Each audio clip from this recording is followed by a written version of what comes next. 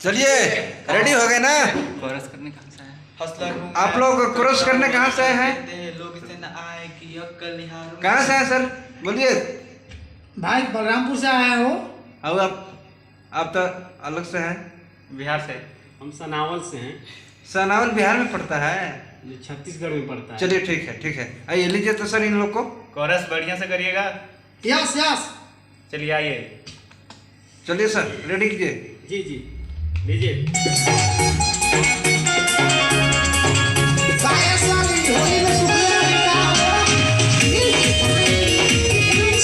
Ready हो जाओ, ready एकदम रेडी हो जाओ।